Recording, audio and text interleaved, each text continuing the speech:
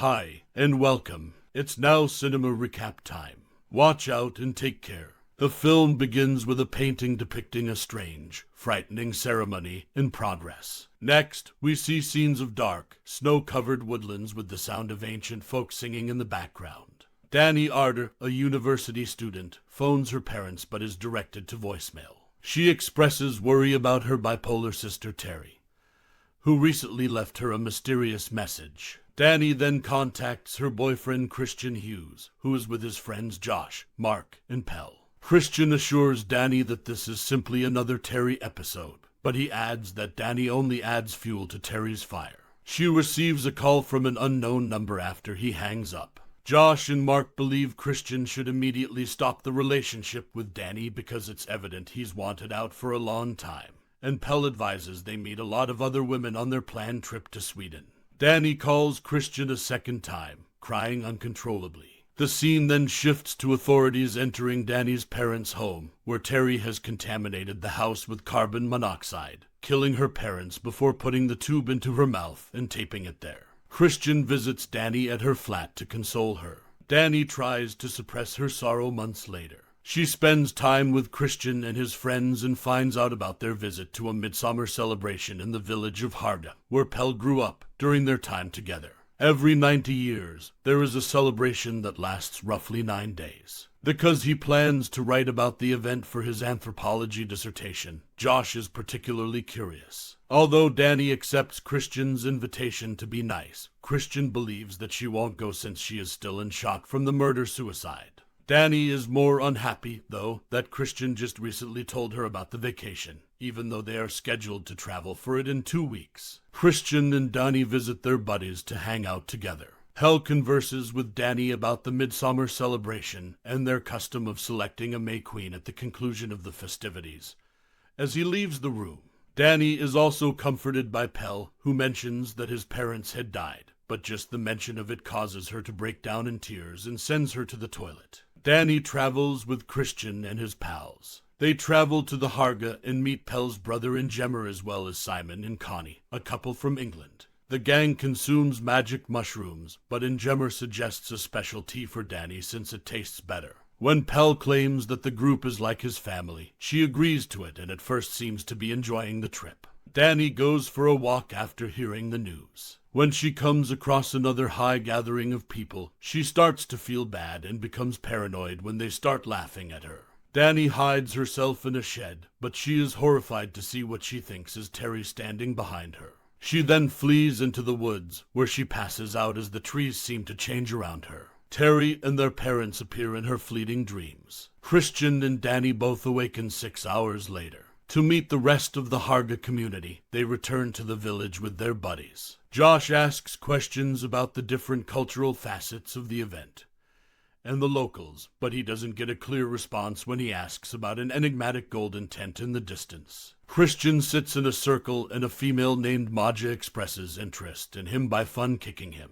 Later, Pell gives Danny a sketch of herself as a birthday gift. She notes that Christian missed their birthday, but as a way of making up for it, he later gives her a piece of cake. Christian estimates their relationship to have lasted a little over 3 years, but Danny corrects him and states that they had been together for 4 years. Then Pell takes his companions to the location of their sleeping quarters. The group participates in the community's meal the next day.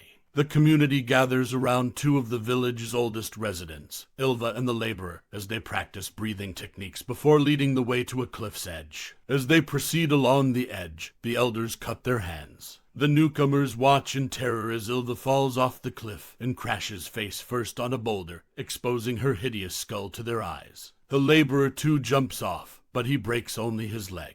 The villagers imitate his agonizing noises as he moans in pain.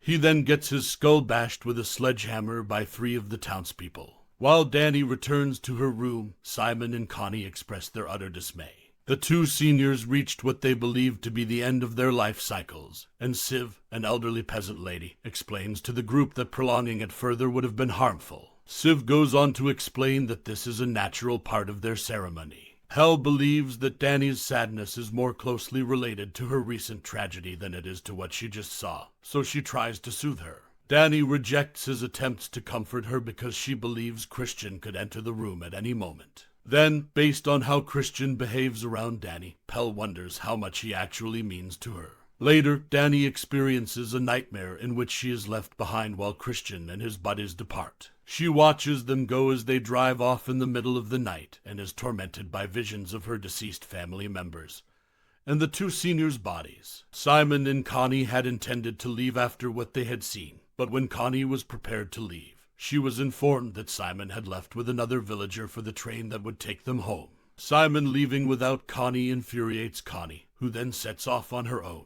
Josh is not pleased when Christian tells him that he also wants to write his thesis about the Harga. He contends that Christian is unable to pursue his own interests without always imitating Josh. Christian offers to check with the elders to see if they can work together on the project. Josh subsequently discovers that the ritualistic methods of the village are based on paintings created by a member named Reuben, a disfigured youngster who was the offspring of incest yet is regarded as some type of seer.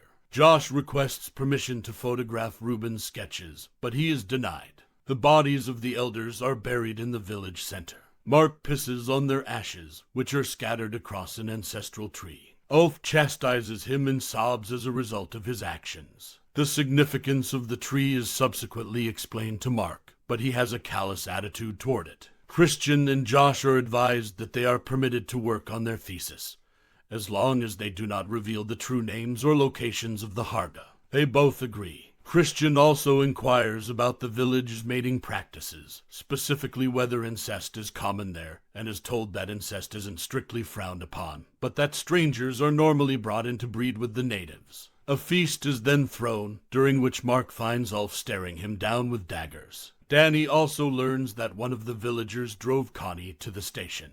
A female villager then takes Mark, and the others never see him again. Later that night, Josh slips inside the room containing Reuben's painting book. He is interrupted by a man he believes to be Mark before being bludgeoned over the head. The figure is later shown to be a villager with Mark's face. Josh is hauled away. The next morning, Danny, Christian, and Pell are informed that Reuben's book has gone missing, and Josh and Mark's disappearance appears suspicious. Danny then joins the women of Hamlet in a competition in which they dance around a maypole until each woman is eliminated. Danny is able to communicate with the other women in Swedish after taking a medication.